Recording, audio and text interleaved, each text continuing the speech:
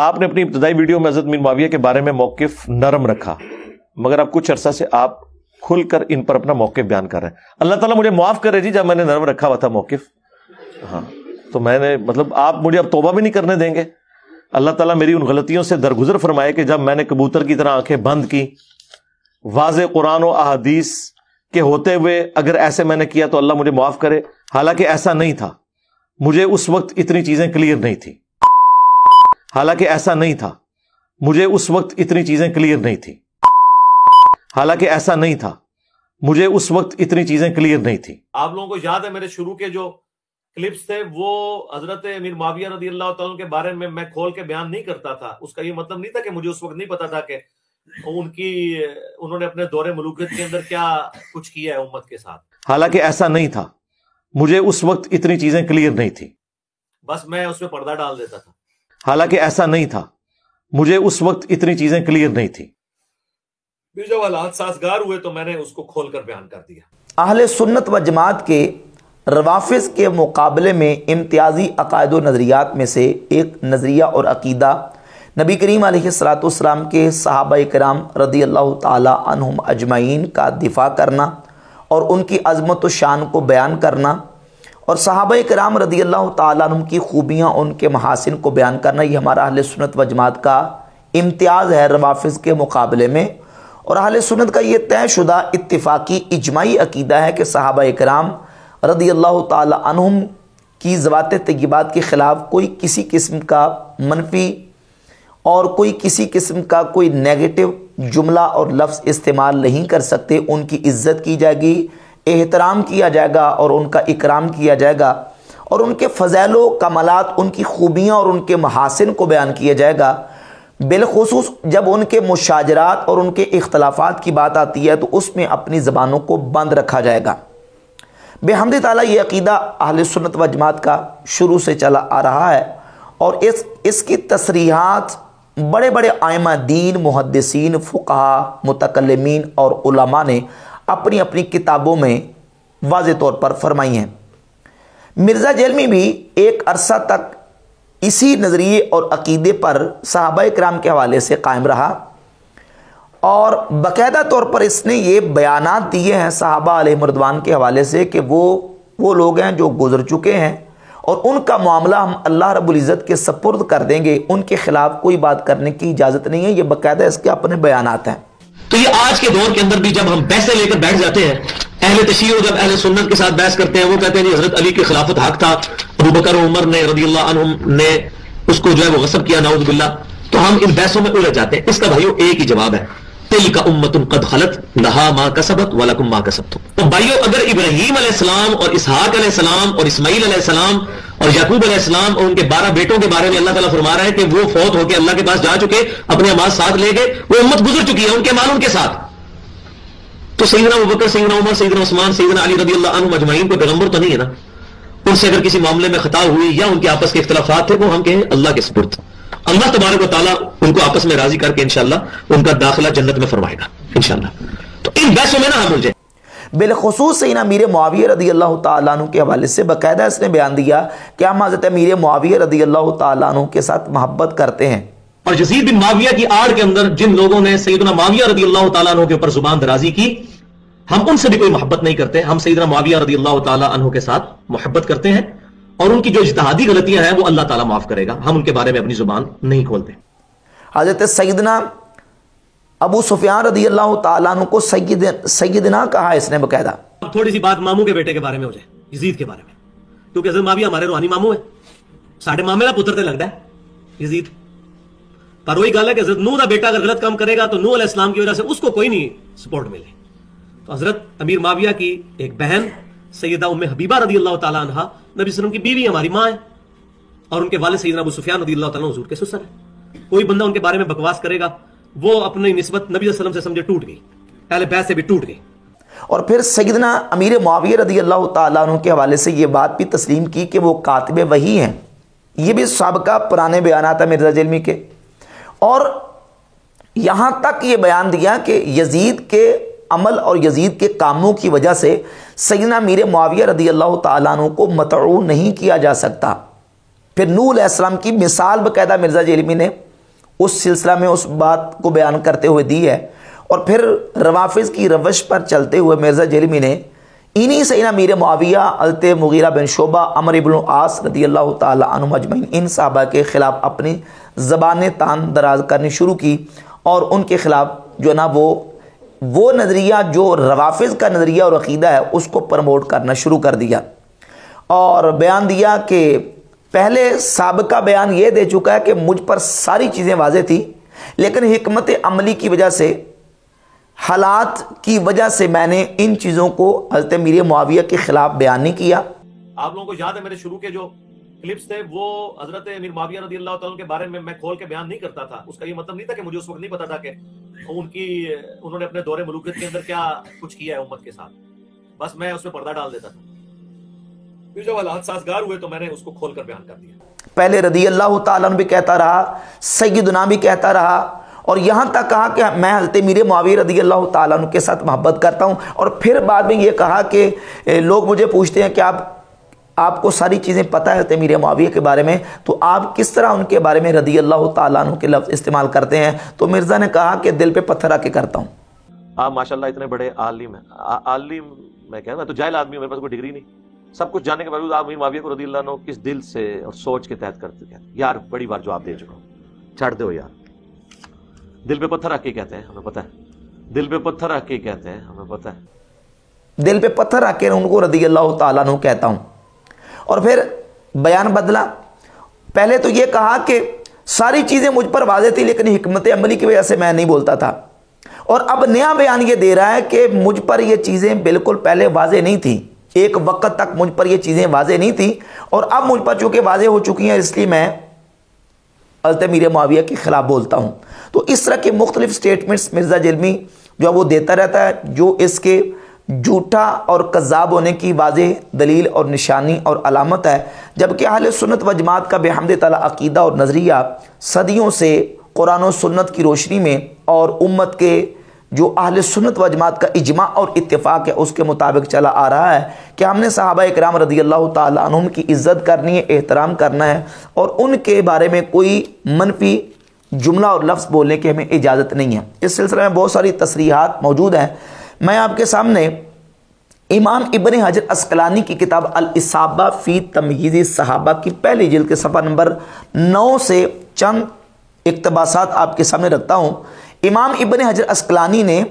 صحابہ کرام کے حالات زندگی پر یہ جو کتاب لکھی ہے، اس میں الفصل الثالث لکھی ہے فی بیان حال الصحابتی من العدالتی، صحابہ کرام کی عدالت کے حال کے بیان میں لکھتے ہیں اتفق اہل السنت علی ان الجمیع عدول، اہل سنت سارے کے سارے اس بات پر متفق ہیں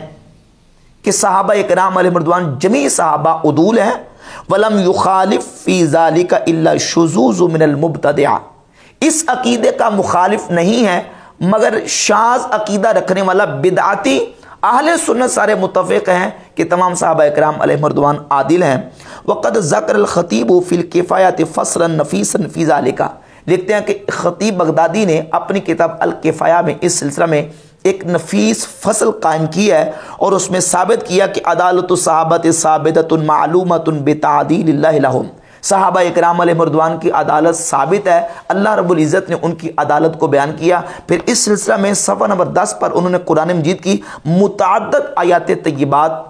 بطور ریفرنس اور حوالہ جات پیش کی ہیں، کنتم خیر امت اخرجت للناس وکذالک جعلناکم امۃ وسطا، اور لقد رضی اللہ عن المؤمنین اذ یبایعونک تحت الشجرہ والسابقون الاولون من المہاجرین والانصار والذین اتبعوہم باحسان رضی اللہ عنہم ورضوا عنہ، یہ دیگر آیات طیبات انہوں نے بیان کی اور کہا والاحادیث الواردۃ فی تفضیل الصحابۃ کثیرہ، جب احادیث کی بات آتی ہے تو نبی پاک علیہ الصلوۃ والسلام کے صحابہ کرام کی فضیلت میں کثیر احادیث وارد ہیں، ان میں سے ایک حدیث کا حوالہ جو کہ جامع ترمذی میں اور صحیح ابن حبان میں موجود ہے،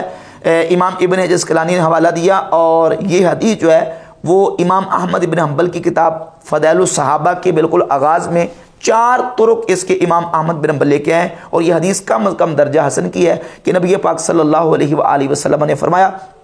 اللہ اللہ فی اصحابی لا تتخذوہم غرضا بعدی، اللہ سے میرے صحابہ کے بارے میں ڈر کے رہنا، اللہ سے میرے صحابہ کے بارے میں ڈر کے رہنا، میرے بعد میرے صحابہ کو تان و تشنیع کا نشانہ نہ بنا لینا۔ جس نے میرے صحابہ سے محبت کی اس نے میری وجہ سے محبت کی، جس نے ان سے بغض رکھا اس نے میری وجہ سے بغض رکھا، اور جس نے ان کو اذیت دی اس نے مجھے اذیت دی، جس نے مجھے اذیت دی اس نے اللہ کو اذیت دی، اور جس نے اللہ کو اذیت دی اللہ رب العزت اس کی گرفت فرمائے گا۔ اور اس سلسلے میں صفحہ نمبر 10 پر امام ابو زرہ رازی جو کہ امام بخاری کے ہم اثر ہیں، ان کا قول نقل کیا کہ وہ فرماتے اذا رأیت الرجل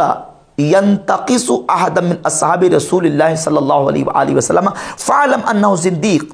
یہ جان لے کہ جو شخص نبی کریم علیہ الصلوۃ والسلام کے صحابہ کرام میں سے کسی کی تنقیص کرتا ہے وہ زندیق ہے۔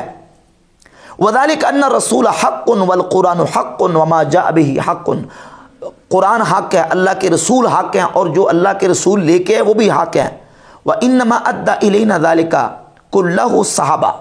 یہ تمام کا تمام ہم تک نبی کریم علیہ السلام کے صحابہ نے پہنچایا۔ وَهَؤُلَاءِ يُرِيدُونَ أَن يُجَرِّحُوا شُهُودَنَا لِيُبْطِلُوا الْكِتَابَ وَالسُّنَّةَ، یہ لوگ چاہتے ہیں کہ نبی کریم علیہ السلام کے صحابہ پر جرح کریں تاکہ کتاب و سنت کو باطل قرار دیں۔ وَالْجَرْحُ بِهِمْ أَوْلَى وَهُمْ زَنَادِقَةٌ، کہتے ہیں کہ ایسے لوگوں پر جرح کرنا اور ایسے لوگوں کو مردود قرار دینا یہ اولا ہے، اور یہ زندیق لوگ ہیں، صحابہ کرام علیہ رضوان کے بارے میں کوئی زبان درازی کرنے کی اجازت نہیں دی جائے گی۔ یہ امام ابن حجر اسقلانی نے اس میں تفصیلی طور پہ پوری فصل میں نبی کریم علیہ الصلوۃ والسلام کے صحابہ کرام کے فضائل اور ان کی عظمت اور ان کی عدالت کو بیان کیا، اور صفحہ نمبر 11 پر یہ لکھتے ہیں کہ خلفائے راشدین کا موقف بھی یہی تھا کہ نبی کریم علیہ الصلوۃ والسلام کی جس کو صحابیت کا شرف ملا ہے اس کی صحابیت کا پورا پورا لحاظ رکھا جائے گا۔ اور ایک واقعہ انہوں نے بیان کیا اور کہا کہ رجال ھذا الحدیث ثقات، یہ جو حدیث بیان کرنے لگا اس کے رجال ثقہ ہیں، اور وہ واقعہ یہ ہے کہ سیدنا ابو سعید خدری رضی اللہ تعالیٰ عنہ کے سامنے سیدنا مولا علی اور حضرت امیر معاویہ رضی اللہ تعالیٰ عنہما دونوں کا ذکر ہوا، تو کسی شخص نے حضرت امیر معاویہ کے خلاف کوئی بات کر دی، تو حضرت ابو سعید خدری رضی اللہ تعالیٰ فوراً اپنی جگہ سے اٹھے اور بیٹھ گئے، اور بیٹھ کے ایک واقعہ بیان کیا کہ حضرت عمر فاروق رضی اللہ تعالیٰ عنہ کے سامنے ایک ایسے شخص کو لایا گیا جس شخص نے انصار صحابہ کے خلاف کوئی بات کی تھی۔ اب وہ شخص جو انصار صحابہ کے خلاف بات کرنے والا تھا وہ خود صحابی تھا۔ کیسے کہ اس نے ایک سفر کے اندر نبی کریم علیہ الصلوۃ والسلام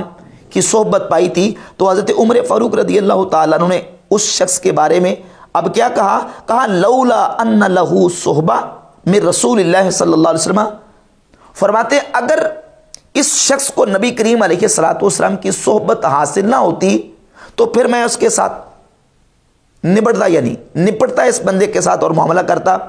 ولیکن لہو صحبت من رسول اللہ صلی اللہ علیہ وآلہ وسلم، لیکن یہ نبی کریم علیہ الصلوۃ والسلام کا صحابی ہے۔ حافظ ابن حجر فرماتے وقد توقف عمر رضی اللہ عنہ عن معاتبته فضلا عن معاقبته، حضرت عمر نے اس پر عتاب بھی نہیں فرمایا، چاہے جائے کہ اس کو کوئی سزا دی جاتی، حضرت عمر نے عتاب بھی نہیں فرمایا، اس واسطے نہیں کیا کیونکہ اس کو نبی کریم علیہ الصلوۃ والسلام کی صحبت حاصل ہے، لکونہ عالم انہ لقی النبی صلی اللہ علیہ وسلم، اس لیے کہ حضرت عمر کو معلوم تھا کہ یہ شخص نبی کریم علیہ الصلوۃ والسلام کے ساتھ ملا ہے۔ تو یہ امام ابن حجر اسقلانی نے ذکر کیا، اور یہ کتاب العقیدۃ الطحاویہ امام ابو جعفر محمد بن سلامہ الطحاوی المتوفی 321 ہجری صفحہ نمبر 35 پہ اہل سنت و جماعت کے عقیدے کی صراحت کرتے ہوئے لکھتے ہیں، فرماتے ھذا ذکر بیان عقیدت اہل سنت والجماعت علی مذہب فقہاء الملت ابی حنیفہ النعمان بن ثابت الکوفی، فرماتے یہ بیان اور ذکر ہے اہل سنت و جماعت کے عقیدے کا، اور صحابہ کرام کے حوالے سے جب بات آئی تو صفحہ 79 پہ انہوں نے اہل سنت کا عقیدہ لکھا، اور وہ عقیدہ یہ ہے کہ وہ نحب اصحاب رسول اللہ صلی اللہ علیہ وآلہ وسلم، ہم نبی کریم علیہ الصلوۃ والسلام کے تمام صحابہ کے ساتھ محبت کرتے ہیں، ولا نفرط فی حب احد منہم، اور کسی ایک کی محبت میں حد سے تجاوز نہیں کرتے، ولا نتبرأ من احد منہم، اور کسی ایک صحابی سے بھی بیزاری اختیار نہیں کرتے، وَنُبْغِضُ مَن يُبْغِضُهُم، اور جو صحابہ سے بغض رکھے گا ہم اس سے بغض رکھتے ہیں، وَلَا بِغَيْرِ الْحَقِّ نَذْكُرُهُم، اور ہم صحابہ کا ذکر نہ حق نہیں کرتے، وَلَا نَذْكُرُهُم إِلَّا بِخَيْرٍ، ہم جب بھی صحابہ کا ذکر کرتے ہیں تو بلائی اور خیر کے ساتھ کرتے ہیں، وَنَرَا حُبَّهُمْ دِينًا وَإِيمَانًا وَإِحْسَانًا، فرماتے ہیں ہماری صحابہ کی محبت ہمارا دین، ایمان اور احسان ہے، وَبُغْضَهُمْ كُفْرًا وَنِفَاقًا وَطُغْيَانًا، اور جو شخص صحابہ سے بغض رکھتا ہے وہ اس کو ہم کفر سمجھتے ہیں، منافقت سمجھتے ہیں، اور طغیانی اور سرکشی سمجھتے ہیں۔ یہ حضور غوث پاک سرکار رضی اللہ عنہ کی کتاب غنی طالبین جلد 1 صفحہ نمبر 163 پہ شیخ عبد القادر جیلانی غوث پاک سرکار رحمۃ اللہ تعالی علیہ اہل سنت کا عقیدہ لکھتے ہیں، جن کو مرزا جیلمی نے نعوذ باللہ تعالی ناسبی قرار دینے کی ناپاک جسارت کی ہے۔ غوث پاک سرکار فرماتے ہیں واتفق اہل السنت